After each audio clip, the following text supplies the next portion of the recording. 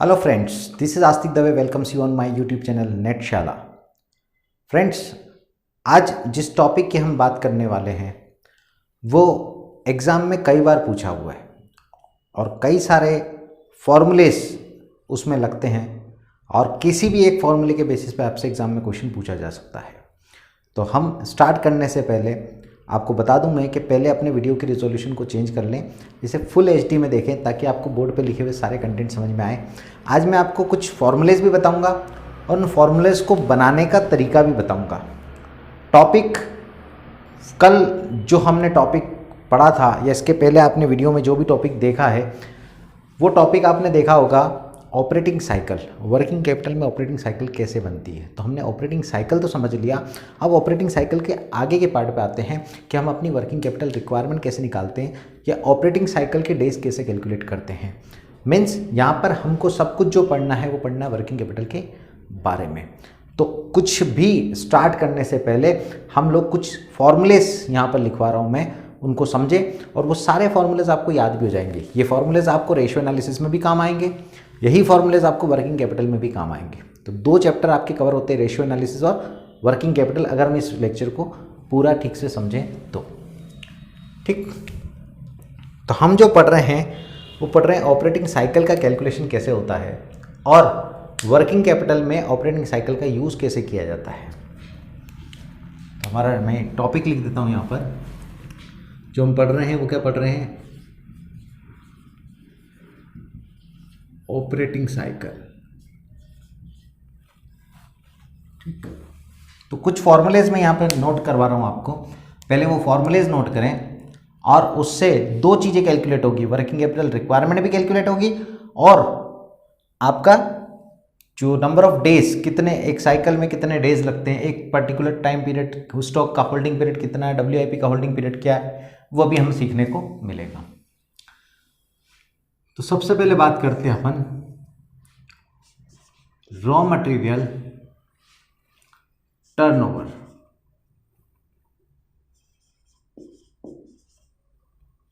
ठीक है, raw material turnover का जो फॉर्मूला लगेगा, ठीक है, रॉ मटेरियल टर्नओवर का फॉर्मूला क्या आएगा, cost of raw material consumed divide by average stock of raw material. और average stock of raw material कैसे निकालेंगे, opening stock plus closing stock divide by 2। ये फॉर्मूला काय का बना हमारा, रॉ मटेरियल टर्नओवर का। ठीक है, इसी के सामने हम दूसरी चीज लिख रहे हैं, वो लिख रहे हैं रॉ मटेरियल की वेलोसिटी, और इस वेलोसिटी को हम क्या बोलते हैं, होल्डिंग पीरियड। होल्डिंग पीरियड, अभी हम समझेंगे इसको डिटेल में क्या चीज़ है। तो ये फॉर्मूला रिवर्स हो जाएगा, क्या हो जाएगा, raw material holding period average stock of raw material divide by cost of raw material consumed into, अब यहां पर पीरियड है, होल्डिंग पीरियड, तो ये आपको या तो आंसर आपका डेज में आएगा या वीक में आएगा या मंथ में आएगा। तो अगर आपका आंसर मंथ में निकालना है तो 12 से मल्टीप्लाई कर लें, या आपको वीक में निकालना है तो 52 वीक से मल्टीप्लाई करें, या डेज में निकालना तो 365 डेज, तीनों चीज़ चलेगी। या मंथ में निकालना तो 12, 52 से डिवाइड करेंगे, 52 से मल्टीप्लाई करेंगे तो वीक, और डेज में निकालना है तो 365। ये क्या हुआ, रॉ मटेरियल का होल्डिंग पीरियड। अब होता क्या है समझें, मान लो, पहले इस फॉर्मूले बनते कैसे पहले हम ये समझ लेते हैं, है ना। मान लो कि मेरी दुकान में 2 लाख रुपए का माल पड़ा है, ठीक, या मेरे पास 2 लाख रुपए का रॉ मटेरियल का स्टॉक है, तो क्या मैं साल भर में 2 लाख रुपए का ही मटेरियल यूज करता हूं? 2 लाख का पड़ा है मेरी दुकान में माल, जिसको मैं बनाने में, प्रोडक्शन के काम में यूज़ करूँगा। तो क्या मैं साल भर में 2 लाख का मटेरियल यूज़ करता हूँ? नहीं सर, साल भर में तो ज़्यादा यूज़ होगा। ये तो अभी है, ये खत्म हो जाएगा 2 महीने भर में खत्म हो जाएगा, 1.5 महीने में खत्म हो जाएगा, फिर नया लाना पड़ेगा, फिर नया लाना पड़ेगा, फिर उसको खरीदूंगा, फिर उसको यूज़ करूँगा। तो मेरे पास जो ऑन एन एवरेज स्टॉक रहता है वो कितना रहता है? मान लेता हूँ मेरे पास एवरेज स्टॉक रहता है, एवरेज स्टॉक मेरे पास रहता है 2 लाख रुपीज़ का, ठीक है। और साल भर में जो कंज्यूम करता हूँ, रॉ मटेरियल कंज्यूम करता हूँ, कंज्यूम्ड करता हूँ मैं 12 लाख रुपए का, ठीक है। तो रॉ मटेरियल कंज्यूम होता है, साल भर में कंजम्पशन है 12 लाख रुपए का मटेरियल मुझे लगता है, पर अभी मेरी दुकान में कितने का है? 2 लाख का। ये मेरा एवरेज स्टॉक है, ऑन एन एवरेज। ये 1.5 लाख भी हो सकता है, 2.25 लाख भी हो सकता है, 2.25 लाख भी, आगे पीछे कम ज़्यादा होता रहता है, लेकिन एवरेज कितना रहता है? 2 लाख रुपये। तो हमारा पहला फॉर्मूला जो बना वो क्या बना? Raw material consume divided by average stock. यानी अगर मैं कर दूँ तो 12 lakh divide by average stock कितना है? 2 लाख। इट मीन्स कितना आ गया? 6 टाइम्स। मतलब मेरी दुकान में जितना माल पड़ा है या मेरे गोडाउन में जितने रुपए का माल रखा है उससे 6 गुना माल में क्या करता हूँ? कंज्यूम करता हूँ। अगर मेरे यहाँ 2 लाख का माल है, मतलब ये नहीं कि साल भर में 2 लाख का ही यूज़ करूँगा, ठीक है। साल भर में मैं कितने रोटेशन करता हूँ? 6 रोटेशन करता हूँ। यानी 6 बार माल खरीदता हूँ, बनाता हूँ, फिर खरीदता हूँ, फिर बनाता हूँ, फिर खरीदता हूँ, फिर ऐसा कितनी बार करता हूँ? 6 बार। तो ये रॉ मटेरियल टर्नओवर जो बताएगा, ये आपको बताएगा नंबर ऑफ टाइम्स, कितने टाइम्स आप अपने मटेरियल को यूज़ करते हैं। अब होल्डिंग पीरियड क्या बताएगा, है ना? होल्डिंग पीरियड समझे। तो इस फॉर्मूले को मैंने क्या कर दिया? रिवर्स। क्या फॉर्मूला है हमारा? Average stock of raw material divide by raw material consume. तो ये हो गया 2 लाख डिवाइड बाय 12 लाख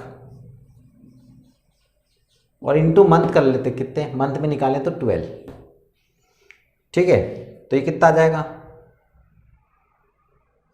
कितना आएगा? 2 मंथ। इसका मतलब क्या हुआ कि मेरे पास जो मटेरियल मैं खरीदता हूँ वो कितने महीने में यूज़ होता है, उसको यूज़ करने में कितना टाइम लगता है? 2 मंथ लगता है। और इजी वे में समझें, और इजी वे में समझते हैं हम कि हमको साल भर में कितना मटेरियल यूज़ करना है? 12 लाख।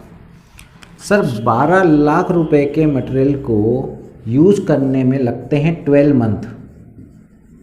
साल भर में कितना लगता है? रॉ मटेरियल कंज्यूम कितना करता हूँ मैं एक साल में? 12 लाख रुपए का। तो 12 लाख का मटेरियल यूज़ करने में 12 महीने, तो 2 लाख का पड़ा है मेरे पास। तो जो 2 लाख का मटेरियल मेरे पास पड़ा है, इसको यूज़ करने में कितने टाइम लगेगा? 12 into 2 lakh divide by 12 lakh. यही आ गया formula. 2 lakh divide by 12 lakh into 12, 2 lakh divide by 12 lakh into 12। कितने मंथ आ गए? 2 मंथ, ठीक। मतलब साल भर में कितने रोटेशंस होंगे? 6 बार। माल खरीदा, फिर बना दिया, फिर खरीदा, फिर बना दिया, फिर खरीदा, फिर बना दिया। कितनी बार? 6 बार। तो साल भर में अगर 6 रोटेशन है तो एक रोटेशन में कितना टाइम लगेगा? 2 मंथ। साल भर में अगर 4 रोटेशन है, साल भर में कितने रोटेशन है? 4। तो एक रोटेशन कितने महीने में होगा? 3 महीने में से 3 महीने, फिर अगला रोटेशन 3 महीने, फिर अगला 3 महीने, फिर अगला 3 महीने, 4। साल भर में कितने रोटेशन हो जाएंगे? 4। मान लो मेरा यहाँ टर्नओवर 2 टाइम्स है। कितनी बार करता हूँ मैं साल भर में टर्नओवर? 2 टाइम्स करता हूँ। जैसे हमारी नेट की एग्ज़ाम साल में कितनी बार होती है? 2 बार। तो एक बैच आती है जून से दिसंबर, एक बैच आती है जनवरी से जून। तो हम साल भर में कितने रोटेशन करेंगे? 2। तो एक रोटेशन में कितना टाइम लगेगा? तो साल भर में 2 रोटेशन होंगे तो एक रोटेशन में 6 महीने। तो जो टर्नओवर बताता है वो बताता है number of rotations in a time, in a year, और ये बताता है नंबर ऑफ डेज और नंबर ऑफ मंथ्स, जितने समय आपको माल क्या करके रखना पड़ेगा? होल्ड करके रखना पड़ेगा। मतलब अगर आपको एक चीज़ दी है तो दूसरी हम निकाल सकते हैं। हाँ सर, एक चीज़ दी हो तो हम दूसरी निकाल सकते हैं। कैसे निकाल सकते हैं? अगर मैं बोल दूं कि आपका stock turnover is equal to 12 divide by stock velocity. ठीक है, अगर स्टॉक टर्नओवर निकालना है, आपको वेलोसिटी मालूम है कि मेरी कितनी है 4 महीने, वेलोसिटी 4 महीने, तो स्टॉक टर्नओवर कितना निकलेगा 12 डिवाइड बाय 4, मतलब कितने रोटेशन करूंगा मैं 3, 4 महीने में, फिर 4 महीने में, फिर 4 महीने। और स्टॉक वेलोसिटी निकालना है तो इसको ले आओ इधर, इसको ले आओ इधर। अगर मुझे स्टॉक वेलोसिटी निकालना है तो जो 12 है डिवाइड बाय स्टॉक टर्नओवर, इसको इधर ले आओ तो स्टॉक टर्नओवर कितना था 3, तो वापस कितना आ जाएगा 4 मंथ। यानी 12 को डिवाइड कर दूं स्टॉक वेलोसिटी से तो स्टॉक टर्नओवर आ जाता है, और 12 को डिवाइड कर दूं स्टॉक टर्नओवर से तो स्टॉक वेलोसिटी, और स्टॉक वेलोसिटी से डिवाइड कर दूं स्टॉक टर्नओवर। आई थिंक कि ये आपको समझ में आया होगा कि raw material consume divide by average stock से हमको बताता है नंबर ऑफ टाइम्स, और यहाँ पे आपका आंसर या तो मंथ में आएगा या वीक में आएगा या डेज में आएगा। अगर मैंने यहाँ पे 12 से मल्टीप्लाई किया तो मंथ में आएगा, 52 से मल्टीप्लाई करूँगा तो वीक में आएगा, और 365 से मल्टीप्लाई करूँगा तो डेज में।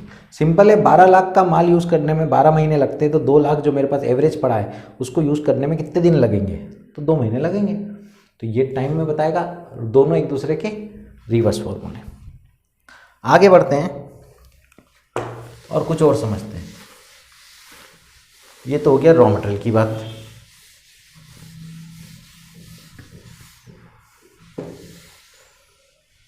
इसके बाद बात करते हैं हम लोग,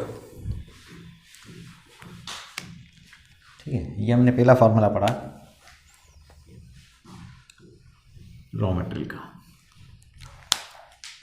दूसरी बात करते हैं WIP टर्नओवर।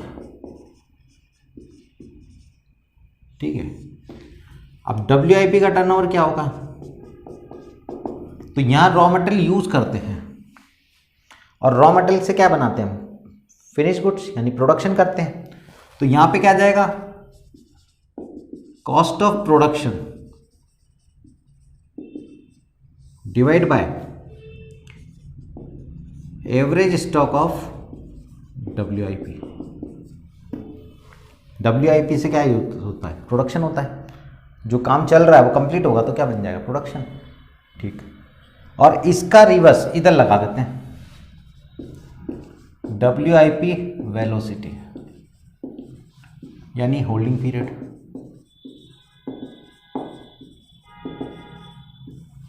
तो इसका रिवर्स क्या हो जाएगा, WIP का होल्डिंग पीरियड, यानी माल कितने दिन में बनता है। तो इसका रिवर्स कर दो फॉर्मूले का, क्या फॉर्मूला रिवर्स हो जाएगा, average stock of WIP divide by cost of production into, अगर मंथ में निकालना है तो 12 मंथ, वीक में निकालना तो 52 वीक्स, और डेज में निकालना तो 365 डेज। सेम हो गया। जो फॉर्मूला ये है उसका क्या हो गया, रिवर्स। तो एक साथ हमको दो फॉर्मूले याद हो जाएंगे, ये भी और ये भी, दोनों एक दूसरे का उल्टा है। आगे बढ़े, third, finished goods turnover, finished stock turnover. तो फिनिश्ड स्टॉक टर्नओवर कैसे निकलेगा, जिसको हम स्टॉक टर्नओवर भी बोलते हैं। कॉस्ट ऑफ गुड्स सोल्ड क्या आ जाएगा, cost of goods sold divide by goods sold divide by average stock किसका, ऑफ फिनिश्ड गुड्स। ठीक है, अब यहाँ पे बेचने की बात आ रही है। मेरी दुकान में 2 लाख का माल पड़ा था, क्या मैं साल भर में 2 लाख का ही बेचूंगा। पहुंच जाओ किसी की दुकान में, भाई आज तुम्हारी दुकान में 5 लाख का माल है, मतलब तुम साल भर में 5 लाख का ही बेचते हो क्या। तो बोला कैसा पागल आदमी भाई, 5 लाख का रखा है तो 5 लाख का ही थोड़ी बेचेंगे, ये तो बिक जाएगा फिर खरीदेंगे, फिर बिक जाएगा फिर खरीदेंगे। ऐसा हम 4 बार करते हैं, 4 बार करते हैं, मतलब 5 लाख उनका स्टॉक है, वो 4 बार खरीद के बेचेंगे तो 20 लाख का माल साल भर में बेचेंगे। तो हमको एक चीज़ पता हो तो हम दूसरी निकाल सकते हैं। तो cost of goods sold divide by average stock of finish goods, और यहाँ क्या निकल जाएगा, finish stock, stock holding period, इसको वेलोसिटी बोलते हैं, स्टॉक वेलोसिटी और होल्डिंग पीरियड। जो माल आज खरीदते हैं आज ही बिकता है क्या, नहीं, कितने दिन वो दुकान में रहता है, धीरे धीरे करके बिक जाता है, तो उसको हम क्या लिखेंगे, फिनिश स्टॉक वेलोसिटी। तो इसका रिवर्स क्या आ जाएगा, average stock of finish goods divide by cost of goods sold into, है ना, मंथ में निकालना तो 12 मंथ, वीक में निकालना तो 52 वीक्स, और डेज में निकालना तो 365 डेज। दिन में निकालना हो, मंथ में निकालना हो या वीक में निकालना हो। कितने फॉर्मूले हो गए, 3, और 3 6 फॉर्मूले हमने पढ़ लिए। अब बात करते हैं हम काहे की, डेटर्स टर्नओवर। ठीक है, डेटर्स को माल बेचते हो या खरीदते हो, तो डेटर्स को माल बेचते हैं। अच्छा, कैश में बेचते हो या उधार में बेचते हो, उधार में बेचते हैं। तो यहां पे क्या लिखेंगे, net credit sale divide by average किसका, डेटर्स प्लस बिल्स रिसीवेबल, दोनों का average, average of debtors and bills receivable net credit sale का। ठीक है, इसका करेंगे 4th पॉइंट इधर। तो डेटर से पैसा उगा के लाते हम, डेटर्स कलेक्शन पीरियड, हमने माल तो बेच दिया, अब कितने दिन में उनसे पैसा आएगा, अगर हमको ये निकालना है तो ये डेटर्स वेलोसिटी भी बोलते हैं, इसको क्या बोलते हैं, debtors velocity. Debtors collection period, इसका फॉर्मूला का reverse, average of debtors plus bills receivable divide by net credit sale into, again month में निकालना तो 12 मंथ, वीक में निकालना तो 52 वीक्स, और डेज में निकालना तो 365 डेज। ठीक है, मतलब यहां पर डेटर्स जो हमारे, आज हमको मान लो किसी से 2 लाख रुपए लेना है, 1 लाख रुपए लेना है, तो क्या साल भर में 1 लाख का ही माल बेचा हुआ आपने, नहीं, आज 1 लाख लेना है और हमारा टर्नओवर 12 टाइम्स है, मतलब साल भर में 12 लाख का उधार माल बेचते हैं। तो ये बताएगा आपको जितना सेल करते हो उसका एवरेज से डेटर से क्या प्रोपोर्शन है। ठीक, और लास्ट पढ़ते हैं हम लोग क्रेडिटर्स टर्नओवर। क्रेडिटर्स टर्नओवर, इसका फॉर्मूला क्या हो जाएगा, क्रेडिटर्स टर्नओवर, क्रेडिटर्स वो लोग जिनसे हम उधार माल खरीदते हैं, तो यहाँ पे क्या आ जाएगा, net credit purchase divide by average किसका, क्रेडिटर्स प्लस बिल्स पेबल। इसी का ठीक रिवर्स इधर, क्रेडिटर्स वेलोसिटी, या इसको बोलते हैं payment period, payment period.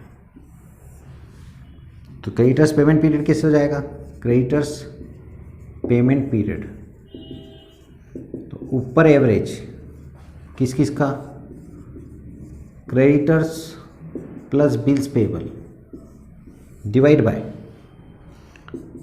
Net credit purchase into 12 month, 52 week और 365 डेज। ठीक है, तो हमने 5 चीज़ें देखी, क्या क्या देखा, अब हम इनको डिटेल में समझ लेते हैं। रॉ मटेरियल टर्नओवर बताएगा कि हमारी दुकान में जितना माल पड़ा है, ठीक है, रॉ मटेरियल जितना रखा है हमारे यहाँ पे गोडाउन में, उसके कितने टाइम्स हम रॉ मटेरियल कंज्यूम करते हैं, ये बताएगा टाइम्स में कितने टाइम कंज्यूम करते हैं। मान लो जितना हमारे यहाँ मान लो 5 लाख का माल रखा है ना, और हम साल भर में 20 लाख का माल यूज़ करते हैं। ठीक, तो जो माल आपके यहाँ रखा है वो कितने महीने में यूज़ होगा, कितने महीने यूज़ करोगे। 5 लाख का माल रखा है, फिर से सुने, आपके गोडाउन में 5 लाख का माल रखा है और आप साल भर में 20 लाख का माल यूज़ करते हो, तो 20 लाख डिवाइड बाय 5 लाख का हो गया आपका 4 टाइम्स टर्नओवर, का टर्नओवर तो समझ में आ गया कितनी बार होगा, 4 बार, 4 टाइम्स।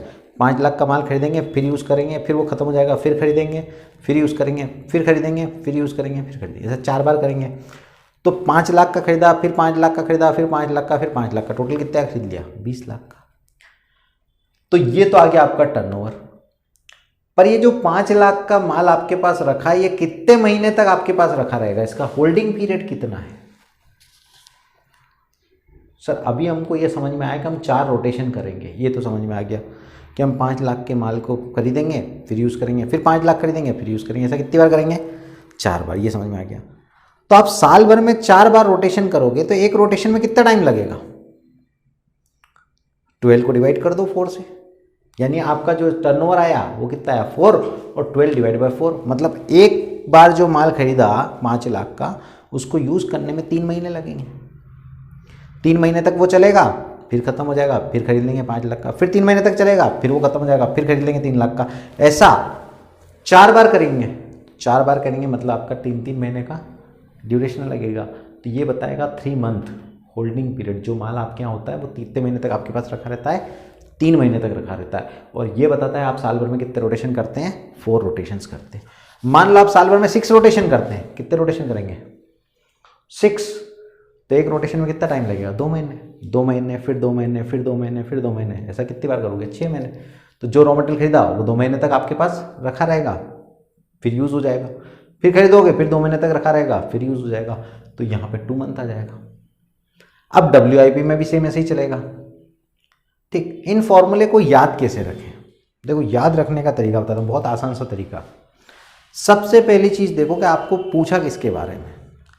अगर आपको रॉ मटेरियल का टर्नओवर पूछा तो एवरेज रॉ मटेरियल नीचे, अगर WIP का टर्नओवर पूछा तो एवरेज WIP नीचे, फिनिश स्टॉक टर्नओवर तो एवरेज स्टॉक फिनिश गुड्स का नीचे, डेटर्स का टर्नओवर तो एवरेज डेटर्स नीचे, और क्रेडिटर्स का टर्नओवर तो एवरेज क्रेडिटर्स नीचे। जिस चीज़ का टर्नओवर पूछा है वो कहाँ जाएगा, नीचे। अब ऊपर क्या आएगा, रॉ मटेरियल हम यूज करते हैं तो रॉ मटेरियल कंज्यूम्ड, WIP यानी प्रोडक्शन प्रोसेस चालू है तो उससे क्या हो जाएगा, प्रोडक्शन, तो उसका रिलेशन किससे, प्रोडक्शन से। फिनिश गुड्स को हम बेचते हैं तो उसका रिलेशन किससे, कॉस्ट ऑफ गुड्स सोल्ड से। डेटर्स को हम उधार माल बेचते हैं तो उसका रिलेशन किससे, क्रेडिट सेल्स से।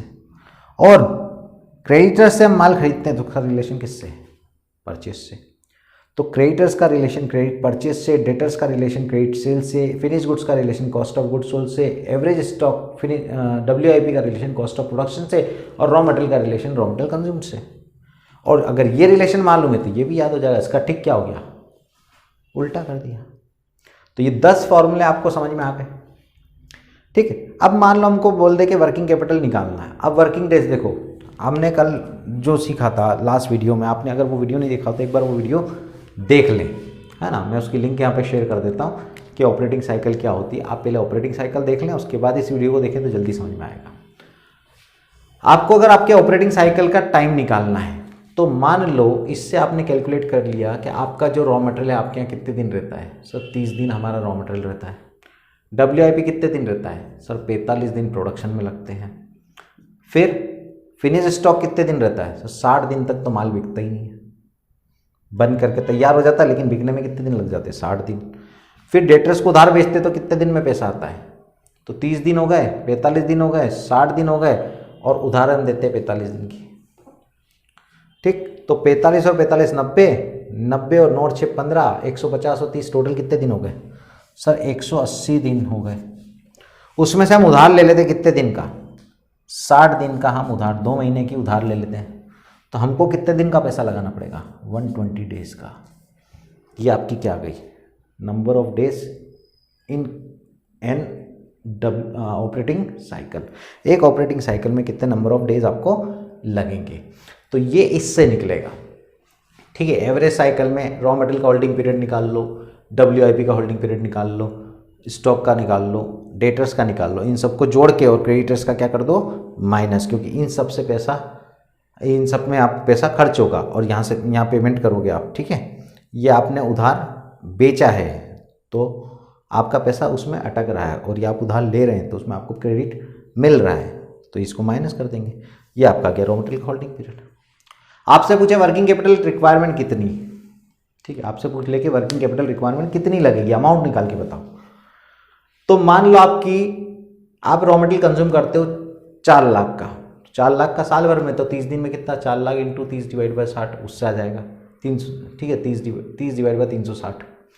फिर WIP, तो WIP टोटल जितना है into 45 divide by 360, finish goods जितना है इंटू 60 डिवाइड बाई 360 या 365 जो भी है, डेटर्स इंटू 45 डिवाइड बाई 360, तो उससे जो अमाउंट आएगा वो हमारी क्या आ जाएगी, वर्किंग कैपिटल रिक्वायरमेंट। तो नेक्स्ट वीडियो में मैं आपको बताऊंगा वर्किंग कैपिटल रिक्वायरमेंट कैसे कैलकुलेट करते हैं। आज हमने सिर्फ ये 10 फॉर्मूले समझे और आपका ऑपरेटिंग साइकिल का ड्यूरेशन, ये क्या कैलकुलेट किया मैंने, duration of an operating cycle. अब तो फॉर्मूले याद करने की भी जरूरत नहीं, इजीली याद हो जाएंगे। जिसका टर्नओवर निकालना वो नीचे और उसका जिससे रिलेशन है वो ऊपर। सिंपल सा 10 फॉर्मूले याद हो गए। अगर आप लोगों को ये वीडियो पसंद आया है और अच्छा लगा है तो आप इस वीडियो को लाइक करें, शेयर करें, सब्सक्राइब करें हमारे चैनल को और बेल आइकन को भी प्रेस कर दें ताकि आपको आने वाली वीडियो की नोटिफिकेशन पे मिलती रहे। फिर मिलेंगे हम आपके हिसाब से एक नए वीडियो के साथ। So thank you.